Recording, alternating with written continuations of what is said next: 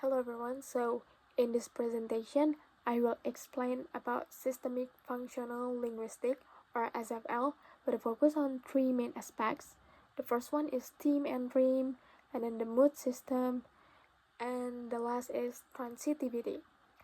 Through this discussion, I hope to show how SFL help us understand how meaning is constructed, organized, and negotiated in language, especially in educational and academic contexts. So, in SFL, theme and Rheme are part of the textual metafunction, which focuses on how a message is organized and made coherent in a clause. So, theme is the starting point of the clause, the element that the speaker or writer chooses to put first. It shows what the clause is about and sets the context for the message. Theme usually contains information that is already known or serves as the point of departure for the reader or listener.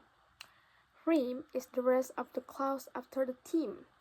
It carries the new information or what is being said about the theme. So Rheme develops the message and adds meaning to the starting point introduced by the theme.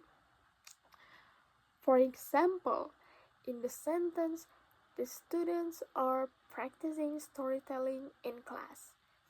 The students is the theme because it comes first and introduces the topic, while are practicing storytelling in class is the Rheme because it provides new information about the theme.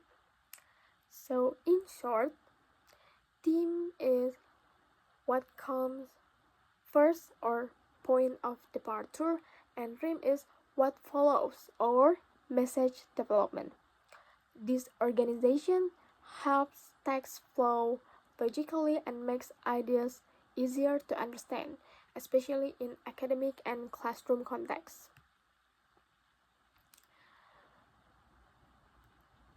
So next is about unmarked and marked theme, refer to whether the theme follows the typical or atypical word order of a clause.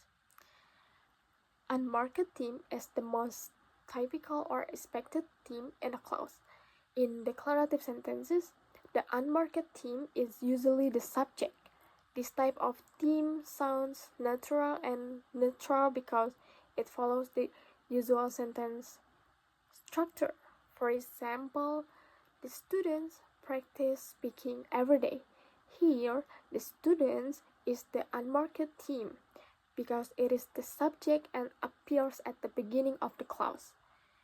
So, marked theme occurs when the theme is not the subject in a declarative clause.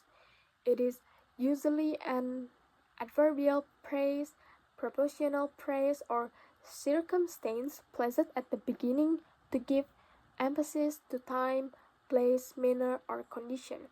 Marked themes are used to highlight certain information. For example, in the classroom, the students practice speaking every day. Here, in this sentence, in the classroom is a marked theme because it is not the subject and is moved to the front to emphasize the setting. So, to summarize, an unmarked theme follows the normal structure or subject as theme, while a marked theme deliberately changes the order to emphasize particular information. This distinction is important in discourse analysis and academic writing because it shows how writers organize meaning and guide readers' attention. About thematic progression, thematic progression refers to how themes and themes are developed and connected across clauses or sentences in a text. It explains how information flows and how a text becomes coherent, not just at the clause level, but across the whole paragraph or discourse. There are three main types of thematic progression. The first one is constant theme pattern. In this pattern, the same theme is repeated in several clauses while the rhyme changes. This helps maintain a clear focus on one topic. For example, the students enjoy storytelling activities.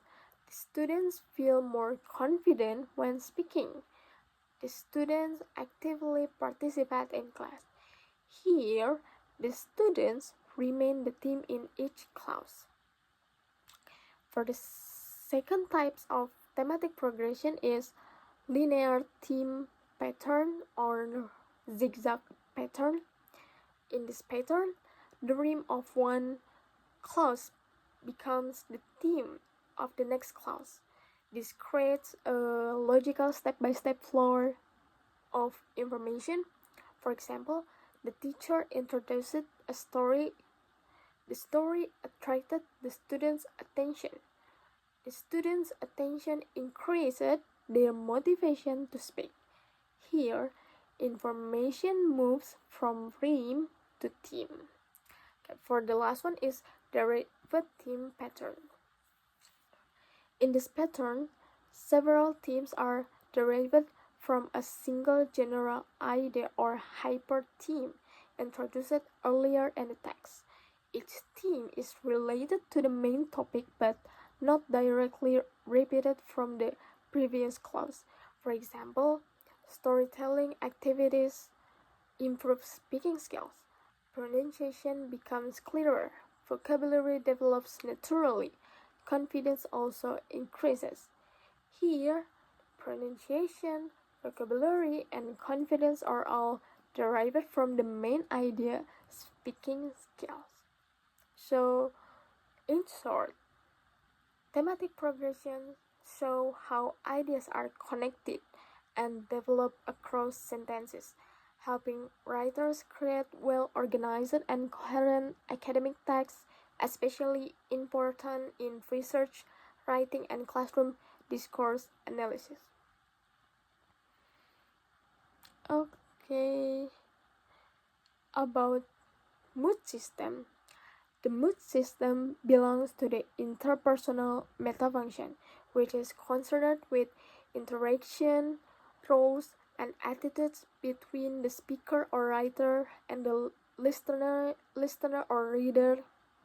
So through the mood system, a speaker can give information, demand information, give goods or service, or demands goods or service. So the first one is structure of the clause in the mood system. A clause in the mood system is divided into two main parts. The first one is mood block. The mood block is the core of interaction because it shows who is responsible for the proposition and how the clause is encoded in time, modality, or polarity. It consists of subject, the element that the clause is about in terms of responsibility, and then consists of the participant with whom the validity of the clause can be argued or agreed or disagreed.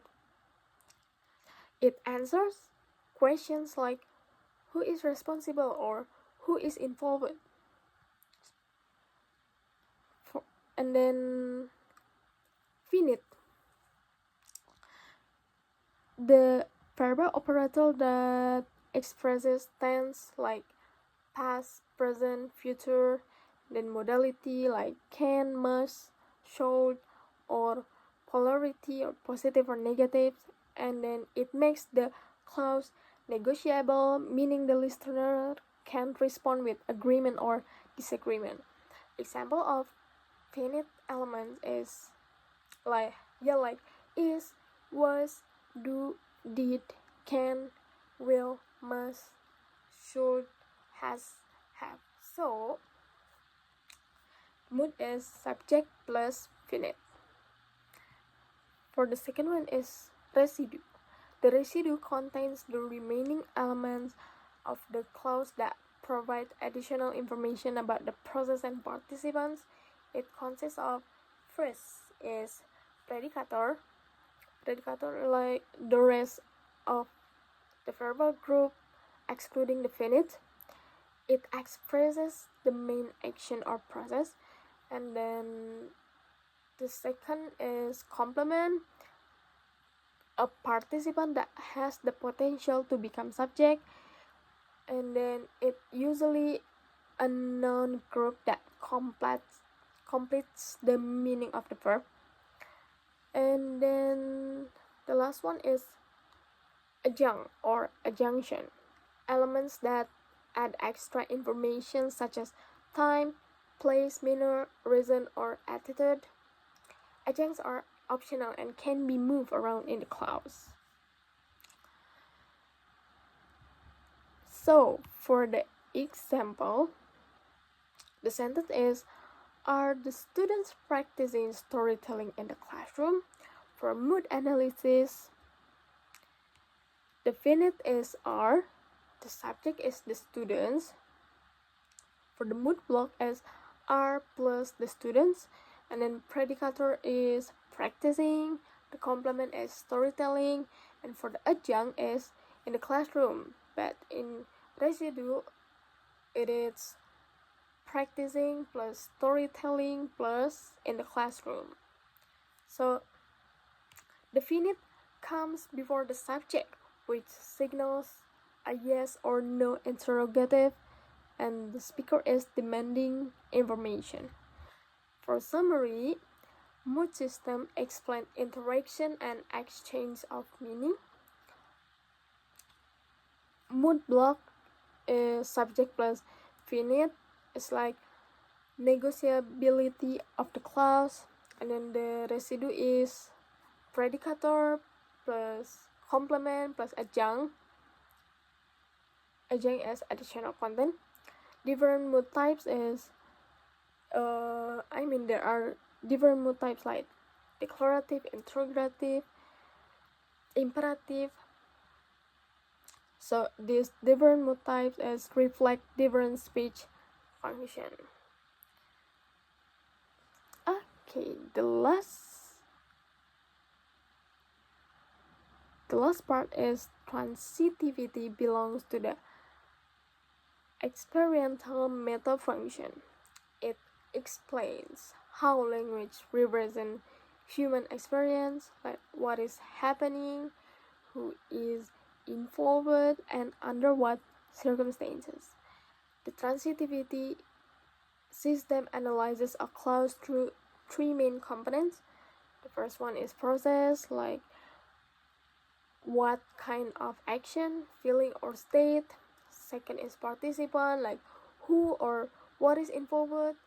And then the third is circumstances, like when, where, how, why, etc. So there are 6 main types of process in transitivity. First one is material process. Material processes express physical action or events. It's like something is done or happens in the real world. For example, the students perform a role activity. The actor is the students. The process is perform, and the goal is a role play activity. So this clause shows a concrete action carried out by the students. Second is mental process or sensing. Mental process represent inner experiences such as thinking, feeling, wanting, or perceiving. For example, the students enjoy storytelling activities. Sensor is the students, process is enjoy, and the phenomenon is storytelling activities. This clause describes emotion or feeling, not a physical action. The third is relational process. Relational process express states of being, possession, or identification. They explain what something is, has, or becomes. There are two common types. First one is attributive, or assigning a quality and identifying, defining or identifying something. For example, the storytelling activities are effective. The career is storytelling activities, and the process is are, an attribute is effective. And then another example is roleplay is an interactive learning strategy. Identified as roleplay, prosesnya itu is. Identifier is an interactive learning strategy. Fourth, we have verbal process or saying. Verbal process represent acts of saying or communicating. For example, the teacher explains the story to the student. Sayer is the teacher. Process is explains. Verbiage is the story, and then receiver is the students. Fifth, we have behavioral process or behaving. Behavioral process are physiological or psychological behaviors, often on the border between material and mental process. For example, the students log during the activity. Behavior is the students, process is logged, and circumstance is during the activity. This clause describes observable behavior. For the last, we have existential process or existing. Existential process express that something exists or happens. For example, there are many interactive activities in the lesson. Process is are, existence is many interactive activities, and the circumstance is in the lesson. So, after all about the discussion, why this is matters in academic context, in EFL and Discord analysis, transitivity help us see. The first one is how students are positioned, like active actors or passive participants. Second is how learning activities are represented, like action versus feeling versus being, and then the last is how meaning is constructed in textbooks, classroom, and research. Right? I think that's all from me, guys. Thank you for the attention. Goodbye.